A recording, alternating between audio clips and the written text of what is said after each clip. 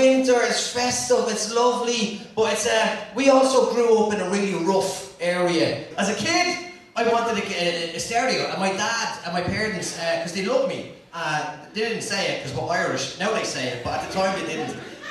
They wanted to show me how much they loved me, and I really wanted a stereo, and we couldn't afford one, right? We couldn't, and I was told, we can't afford a stereo, we have no money. And on Christmas morning that year, I went downstairs, and there was a big, large gift wrapped, and I unwrapped it, and it was a stereo, and I was so happy.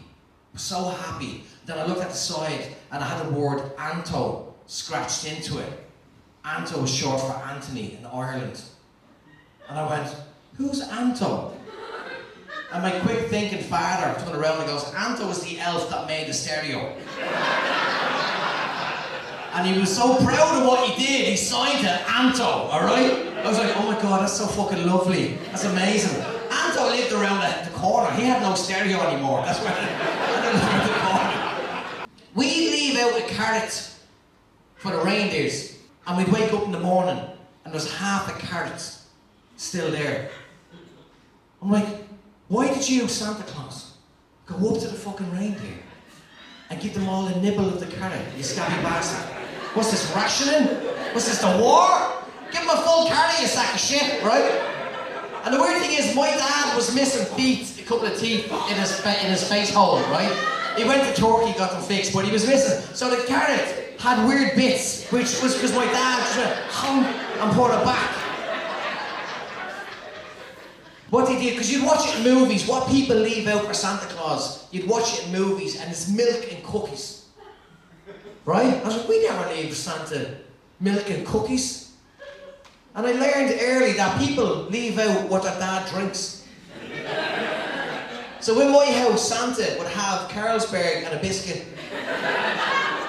My friend's house, David, he'd have Guinness and a sandwich. And Philip's house, heroin. That was a sad story. They didn't have a nice upbringing, but Santa was fucking happy. He's relaxed.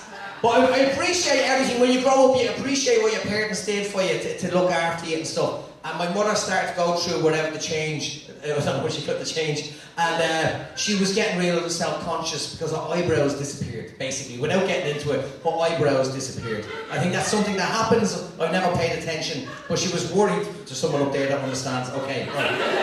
Because I don't know how to talk about this, but I remember, and me, my brother and my sister were all of age where we could afford stuff. We had jobs, and my mother's eyebrows just fucking disappeared like a Jimmy Joe, like a dandelion, just fucking flew away, right?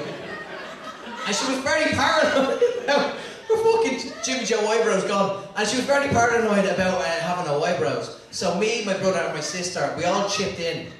And we got her tattooed eyebrows, right? We got her vouchers to get eyebrows tattooed on her head, right? And we got a little envelope.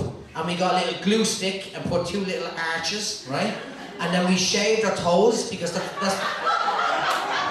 Toe hair is the closest to eyebrow hair. Listen, we did the tests. We tried it with pubes, but it was too fucking weird, right? You don't have all the pubes on your head, right? Toe hair. And on Christmas morning, we handed her the envelope, and she opened it, and she was so emotional. She was overjoyed. But she was surprised. But of course, we couldn't tell, because she didn't have any eyebrows.